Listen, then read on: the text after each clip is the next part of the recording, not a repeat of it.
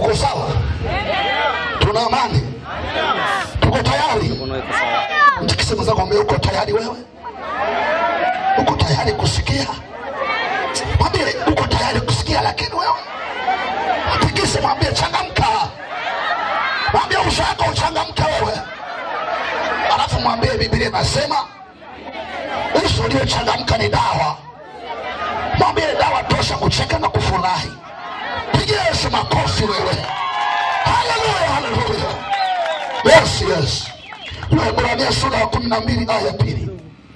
Kitabu cha Waebrania sura ya 12 na ile aya ya 2. Waebrania sura ya 12 na aya ya 2. Unaweza ukafungua pia Zaburi 11 na ile aya ya 3. Zaburi 11 aya ya 3. Romo shakatandia. Zaburi 11 aya ya 3. Kama misingi ikiharibika, mwenye haki atafanya nini? Bwana yukatika hekalu lake takatifu, Bwana ambaye kiti chake kiko mbinguni. Macho yake yanaangalia, kupe zake zinawajaribu wanadamu. Msisitizo wa hapa ni kama misingi ikiharibika, mwenye haki wangu atafanya nini? Waebrania sura ya 12 na ile aya ya 2. Naweza kusoma kwanza aya ya kwanza, lakini msisitizo utakuwa kwenye aya ya 2. Basi na sisi pia, kukuwa tunazungukwa na wingu kubwa la mashahidi namna hii, na tuweke kando kila mzigo mzito na dhambi ile ituzingayo kwa upesi, na tupiga mbio kwa saburi katika yale mashindano yaliyoka mbele yetu, tukimtazama Yesu mwenye kuanzisha na mwenye kutimiza imani, ambaye kwa ajili ya furaha iliyowekwa mbele yake aliustahimili msalaba na kuidharau aibu, naye ameketi mkono wa kuume wa kiti cha enzi cha Mungu. Kwenye Waebrania sura ya 12 aya 2, msisitizo wangu upo kwenye ile aya inayosema tukimtazama Yesu mwenye kuanzisha na mwenye kutimiza imani yetu. Bwana asifiwe. Ungekuwa unaandika kichwa, ungeandika mwenye kuanzisha na mwenye kutimiza imani yetu. Kama ungekuwa unaandika kichwa, ungesema mwenye kuanzisha na mwenye kutimiza imani yetu. Bwana asifiwe. Haleluya. Biblia inaposema ya kwamba Yesu ndiye anaanzisha na kutimiza imani yetu, Biblia inasema nini kwenye huo mstari?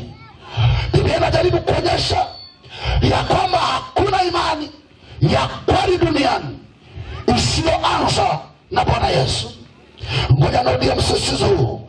Hakuna imani ya kweli duniani isiyoanza na Bwana Yesu. Hakuna imani yenye ushindi duniani isiyoanza na Bwana Yesu. Hakuna biashara yenye ushindi isiyoanza na Bwana Yesu. Hakuna ndoa yenye ushindi, ndoa yenye furaha isiyoanza na Yesu Kristo. Akasema yeye mwenye kuanzisha na mwenye kutimiza. Yesu asipoanzisha hawezi kutimiliza.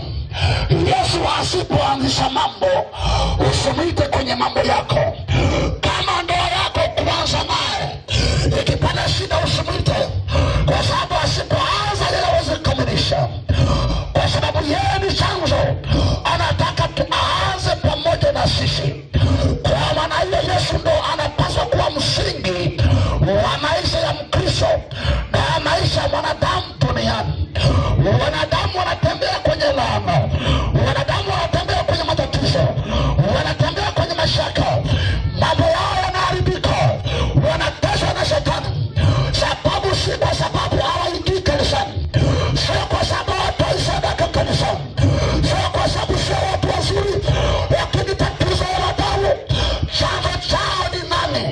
Ni nani aliyeanza nao? Ni nani mwanzilishi wa imani yao? Ni nani mwanzilishi wa biashara yao? Ni nani mwanzilishi wa ndoa yao? Watu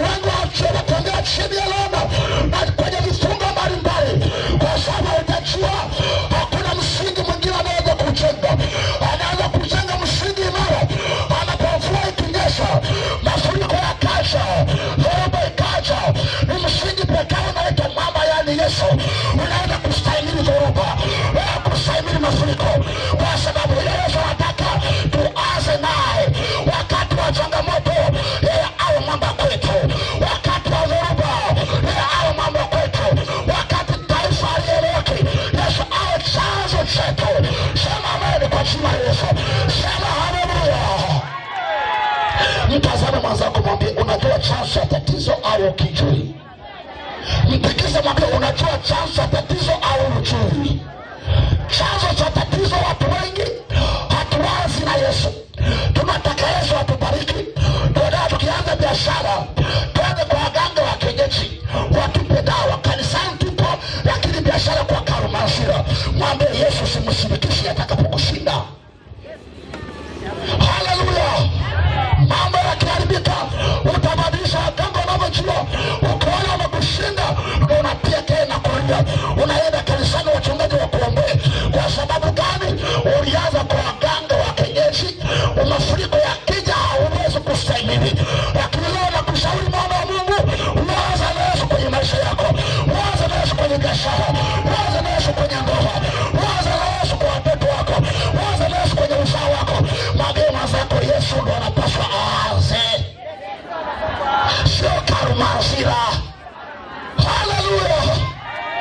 Watu wengi sana kwenye familia na ndoa, unatafuta na kijana anakupenda, unapendeka, I miss you, mnaingia kwenye ndoa. Baada ya kwenye ndoa wengine shanga ngumi zinapigwa, mnaanza kufukuzana, mnaanza kushirikiana, lakini ukigundua haukuwaza na Yesu. Ulianza kuamini kwenye upendo kabla ya kumtanguliza Yesu. Uliona anameremeta na kung'ara, lakini kumbe ndani yake ni mbaya kuliko shetani na ukuelewa. Kwa sababu kujua kwamba ili uingie kwenye ndoa unamhitaji Yesu kwenye ndoa, ndio uzao wako uonekane uzao wenye maana baadaye, familia yenye maana baadaye. Watu wengi tunaanza bila Yesu, ndio maana matatizo yakija hatuna uwezo wa kustahimili. Pungia mkono, mnaweza mpigia Yesu makofi. Haleluya. Hebu mwangalie mwenzako, mwambie uliingiaje kwenye Ukristo? Kama anajibu sijui. Bwana Yesu atesi. Mwambie uliingiaje kwenye Ukristo? Amekupa jibu. Mwambie mwenzako umekwama. Haleluya. Watu wengi tunasema majina yao, wanaitwa Mariamu, wanaitwa Jessica, wanaitwa kina, wana majina mazuri ya Ukristo. Lakini ukiwauliza uliingiaje kwenye Ukristo, anajibu la maana. Nakwambia mimi nilipozaliwa, nilikuta baba yangu na babu yangu alikuwa Mkristo sana, alikuwa anasali AIC, alikuwa anasali KKT, alikuwa anasali Anglikana, alikuwa anasali Romani, na mimi nikakulia kwenye hiyo misingi. Alikuwa anasali HT, na mimi nikakulia kwenye hiyo misingi. Kwa hiyo nashangaa wewe Kristo wako ni baba yako, sio Yesu. Punga mkono. Kuna watu imani zao zimejengwa juu ya wazazi wao, zimejengwa juu ya ndugu zao. Imani ni ya kwako, sio ya baba. Kama uliingia kwenye Ukristo kwa sababu ya baba yako umekwama. Yesu anasema mwenye kuanzisha imani ni yeye, na mwenye kutimiliza imani ni yeye. Sema amen kwa jina la Yesu. Sema amen mtu wa Mungu kwa jina la Yesu. Nisikilize, Ukristo sio jambo la kuiga. Ukristo sio jambo la kuingia. Ukristo lazima wewe mwenyewe kwanza umjue Yesu kwanza, na uokolewe kwanza mwenyewe. Azaro yako ito mwanae, azaro yako ito mtoto wake. Utakapokuwa umezaliwa umebatizwa kwa Roho Mtakatifu, utasema mimi ndo Mkristo. Lakini Ukristo wengi sana tumeanza kwa sababu ya baba yangu, babu yangu. Huo sio Ukristo. Ukristo ni kumjua Mungu binafsi. Pigia Yesu makofi. Haleluya. Halafu mwambie kwenye Ukristo hakuna babu. Ulishasikia Mungu anajiita babu? Mungu ni baba, anazaga. Bwana asifiwe. Kwa hiyo usimweke Mungu kwenye ubabu kwamba baba yako ndo amekuzaa alafu Mungu anafuatia kwa babu. Hapana. Ndio maana lazima akuzae wewe mwenyewe. Baba yako mwenyewe anapaswa amuite Mungu baba. Kama umeingia kwenye Ukristo kwa sababu ya baba yako amepotea, maandiko yanasema mitume walipokuwa wakihubiri Injili, wale waliookoka ndio waliitwa Wakristo kwanza. Lakini changamoto, watu wengi wanaingia kanisani, hajaokoka, anaimba kwaya, yupo tu, haelewi misingi ya Kristo, anakakaa huko, shetani anamgaragaza. Uwezatu tunaingia makanisani, usiku tunaingia makanisani, kwa sababu walioingia kanisani ni changanyikeni, hakuna Wakristo wa kweli. Punga mkono wewe. Pigia Yesu makofi ya shangwe. Anasema ni kuanzisha imani. Sema za misingi ikiharibika, tatizo wengi sana, watu wengi wanaingia wanapaswa kuanzisha imani yao. Jioni ya leo Mungu amenituma kukuelekeza kwamba unapaswa Yesu mwenyewe, umjue mwenyewe, umwamini Yesu mwenyewe, na umkiri mwenyewe, uokolewe mwenyewe, na uingie kwenye imani ya Ukristo. Na ukifanya hivyo, msingi wako utakuwa imara. Wakati wa changamoto, moyo wako utamrudia Yesu. Wakati wa shida, utasema, utatazama macho yako, utainua macho yako, unasema milima haina msaada, lakini msaada wangu katika Bwana aliyezifanya mbingu na nchi. Kwa sababu ndani ya moyo wako unajua aliyekuokoa ni nani. Sema amen kwa jina la Yesu. Haleluya, haleluya. Bwana asifiwe. Mwambie mwenzako anayepaswa kuanza ni nani. Haleluya. Watu wengi mnaanza biashara kwa waganga. Waganga mnaanza biashara zenu kwenye uganga. Mnaweka madawa, mnaweka makafala, alafu unategemea uwapelekea watumishi sadaka wa kuombea biashara yako. Hapana, Mungu hachanganywi. Mungu anataka aanze kama yeye. Waulize watu ambao waliokolewa, walikuwa wanatumia nguvu za kiganga kufanikiwa. Walipookolewa, mali za kiganga zinakufaga zote, zinaharibika zote. Kwa nini watu wanaokoka mara nyingi maisha yao yanaanza kuwa magumu? Yanakuwa magumu kwa sababu Yesu anatengeneza msingi mpya, anaanza upya, anaondoa mambo yote ambayo waliyapata pasipo yeye, na anayafirisi ili uanze upya na yeye. Bwana asifiwe. Jambo moja unahitaji jioni ya leo kutafakari ya kama msingi wa maisha yako ni nani.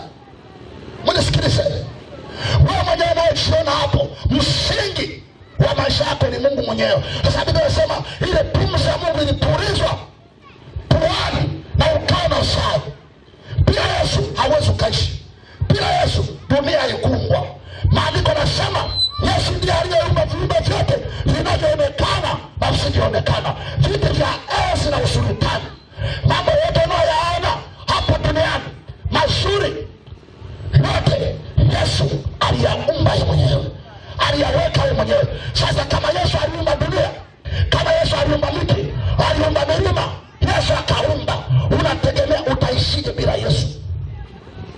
Unataka uanze mambo mwenyewe? Unaanza biashara kwa kushauriwa na sipo kupata ufunuo wa Yesu. Unaanza biashara kwa waganga, unaanza ndoa wewe mwenyewe, unaanza shule wewe mwenyewe. Ukienda shule unapewa na hirizi zikulinde. Wewe ujui maandiko yanasema Bwana asipolinda mji, walindao wafanya kazi bure.